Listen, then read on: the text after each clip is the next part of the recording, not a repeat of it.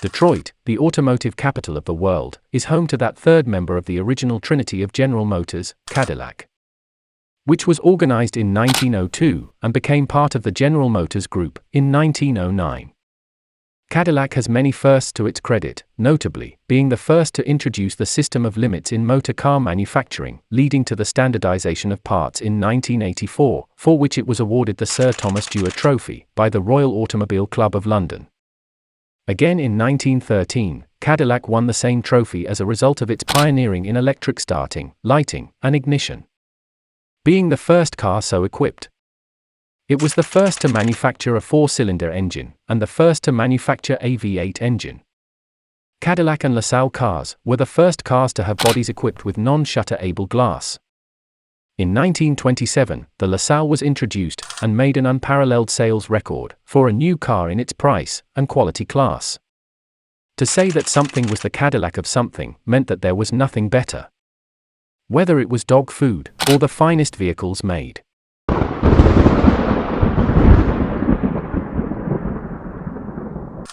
Henry Leland represented the relentless pursuit of quality throughout his entire career. He'd been involved with Henry Ford from the founding of the company, and they parted ways because of a fundamental disagreement on how they viewed transportation. And thus, the Cadillac Automobile Company was launched on its career. It was founded on August 22, 1902 by engineer and manufacturer Henry Leland, from the remains of the Henry Ford Company, and named it after the founder of Detroit, Frenchman Louis-Antoine de la Morte Cadillac. Quickly swinging into its tribe, the first product is the famous one-cylinder Model A. Cadillac manufactured over 2,500 Model A's, which was a huge number for the time period.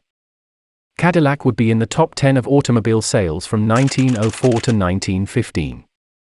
In 1905, the name was changed to the Cadillac Motor Car Company, and the first four-cylinder model was introduced. Well, at that point in the motor industry, when you bought an automobile, it was much like buying a strange mechanical device, and that you divorced from the factory and from the engineers. If something broke, you were on your own. You had to figure out a way of fixing it yourself, or fabricating a part. What Leland realized was that if you had standardized parts that were readily available, you would dramatically improve not only the reliability of the vehicle because of the consistent quality of parts, but also open up the opportunity for many more people to buy cars. What Leland did was set up a challenge. He took 3 stock Cadillacs and had them shipped to the UK. They were raced around the track at Brooklands, which at that time was the most famous automotive track in the world. Then each of the 3 Cadillacs was fully disassembled, the parts were thrown into a huge bin, shaken about, and the mechanics were given the mandate to go reassemble the cars. The cars were then raced at the track and it was clear who the winner was. With this, Cadillac won the Dewar Trophy for interchangeability of manufactured parts, making it the first American-made car to receive the Dewar Trophy, which contributed to Cadillac adopting the slogan, "Standard of the World." This was a great period of consolidation in the automotive industry. Billy Durant came up with the notion of buying many car companies and many part suppliers, and bringing them under the umbrella of one Mack automotive manufacturer. And that became General Motors. This young automobile company by the name of General Motors would soon go on in 1909 to purchase the Cadillac Motor Company for $4.5 million. It was one of the first marques that were brought into the fold, with some amazing innovations coming in from Leland and Cadillac. For instance, cranking took more muscle and moxie than most females could muster, until Cadillac, and a man named Kettering, found a way to start a car electrically with the push of a button. This technological achievement awarded Cadillac their second Dewar Trophy, the only automotive company to claim 2 Dewar Awards. By 1915, Cadillac had developed an astonishing reputation in the American automobile industry, and their introduction of the first practical V8 engine was a continuation of the quality expectations that people had for the marque. All Cadillac models were equipped with the first mass-produced V8 water-cooled engine, which contributed heavily to modern-day car manufacturing. The 1915 Cadillac Type 51 7-passenger touring car fitted with a V8 engine was a dependable car, easy to start, and powerful at about 70 horsepower. This car new was about $2,300. Not everybody could afford one of these, but for the money, you couldn't buy a better car. During World War I, over 2,000 of the cars were shipped overseas to be used as Army staff cars. The engine became the longest-running production V8 in the world, within 3 years of its launch. Nearly 50,000 cars had been produced. Shortly after, in 1917, Leland left General Motors to found Lincoln Motor Company.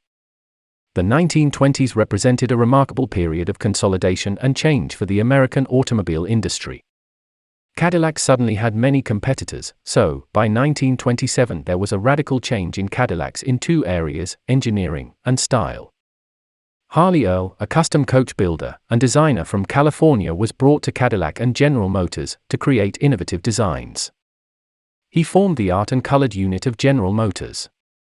This was the first time in American auto manufacturing history that a car would be designed by a designer rather than an engineer. What Earl decided to do was to come out with a companion version of the Cadillac that was smaller, a bit less expensive but in every bit as stylish, and that was the 1927 LaSalle. Earl's design established the standard of Cadillac and made the brand one of quality and luxury. In 1925, Cadillac was the first to use the curb paint and offered its customers over 500 color combinations by 1926. However, Cadillac wasn't content to just rest on its laurels. Beginning in 1926, they commenced work on one of the most ambitious engineering programs in the history of the company, and that was the development of the 16-cylinder engine. This gave birth to the 1931 Cadillac V16. The V16 targeted the elite, the man that had everything. The average man on the street might have a 4-cylinder or a 6-cylinder or even an 8-cylinder, but a 16-cylinder. It was the largest number of cylinders that were available in a production vehicle. So, to have 16 cylinders at your command was a thrill of a lifetime. The paint job was very flamboyant for the day. To be using 3 colors, a beautiful egg cream, a very light cocoa powder brown for the body panels with the dark brown fenders, and the red pinstriping were almost unheard of, especially in an era where most people wanted to be known as conservative. The Cadillac V16 engine was one of the first, if not the first engine that went through the styling department. They wanted to hide all the wiring and the pipes and make it pleasing to the eye, so, aesthetically it was of the best-looking engines of the classic era. The fuel consumption was of no concern, it was poor. The average was approximately 4 miles per gallon. What you have to remember is that fuel was 15 cents a gallon in 1930 and 1931. Really wasn't of much concern to a man that could afford to buy a Cadillac V16. Cadillac also offered over 68 body styles by the mid-1930s, giving their customers even more customized ability to set their cars apart from the rest. Two of the most infamous Cadillacs during the late 20s and early 30s belonged to A.I. Capone, who had his Cadillacs customized with bulletproof glass and a police siren. Cadillac maintained its emphasis on luxury into the early 40s, as seen in vehicles such as the 1940 Fleetwood featured in The Godfather. By 1941, Cadillac had a record year because they were able to dramatically lower prices. The LaSalle had been dropped and they introduced the 61 series, which was a great starter for people who wanted to enter the world of Cadillac ownership. This would have continued along the same happy lines had it not been for the beginnings of World War II, when all American automotive production switched to war material. Cadillac was no different. They stepped up to the plate and began producing V8 engines that were used in tanks as well as their automatic transmissions. So that, after the war was over, many servicemen whose introduction to a Cadillac had been on a rampage going through Europe or in successful battles in Asia wanted to put that same power in their own home driveway. Cadillac ownership continued to explode after the war as a result of this momentum. In 1941, that same year, Cadillac came up with a slight styling innovation. They had been inspired by the P-38 aircraft, and decided to put a little tailpiece on the back of the automobile, and it was known as a tail fin. It was a little bumpy thing at first, but as we see, it grew to astonishing proportions and captivated all of America. Cadillac's combination of innovation in both engineering and style earned it the first ever Car of the Year award in 1949. In 1950 and 51, production doubled from that of the 40s. America was enjoying the greatest prosperity of its history. In a sense, it was as if the entire nation had just won the lottery and was looking for a way to spend its money. General Motors was more than happy to accommodate the American people. People would come and fantasize about the great ideas and great designs that were coming out of Detroit. Harley Earl, by adding gobs and gobs of chrome, came out with the most unusual, innovative, and dramatic styling in the entire history of American automotive design. He said, "If the public wants fins, I'm going to give them fins." This is a 1959 Eldorado Retz convertible, only about 1,300 were made. It was several $1,000s more than a conventional Cadillac of the period, but it was definitely the car to have. You could just see the fin out of the corner of your eye. They are a pleasure, almost as good as sex, or depending on who you're talking to, maybe even better. Elvis Presley, Dean Martin, Frank Sinatra, anybody that wanted/appeal, had one. Soon came the Eldorado Biarritz. This car was the last to be styled by Harley Earl. On-board gadgets included an automatic headlamp dimmer, electrically adjustable seats, and a total of 6 lighters. It was claimed that 0 to 60 was possible in around 11 seconds with a top speed of 120 miles per hour. The 1960s came with many innovations in safety and comfort from Cadillac. Cadillac introduced seatbelts, which became standard by law a year later. The 60s also saw the addition of many other power conveniences. There wasn't a single thing a driver had to do by that period, other than point the car in the right direction, put the gear shift selector in D, and go. And in 1964, luxuries such as automatically controlled headlamps, and the first regulated heating and air conditioning system, were introduced. The 1970s marked Cadillac's innovation of computerized automobiles, and safety airbags were first used by Cadillac in 1974, before becoming the standard for all vehicles.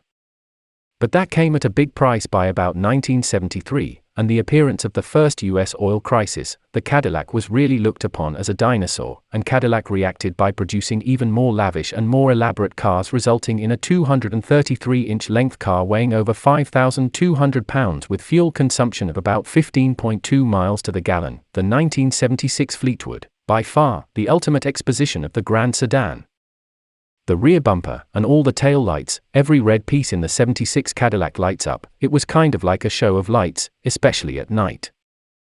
In 1975, Cadillac was the first U.S. automaker to provide electronically injected engines, and after 1976, Cadillac changed direction and introduced its first downsized series of cars. The other problem Cadillac faced in that period was that its audience was aging. Cadillac wasn't capturing the core market of successful young people that BMW and Mercedes were so successful in launching too. General Motors needed to do something dramatic, and they needed to do it quickly, and the result was the North Star engine project. It was the creation of one of the most incredible engines in automotive history, certainly in Cadillac's history.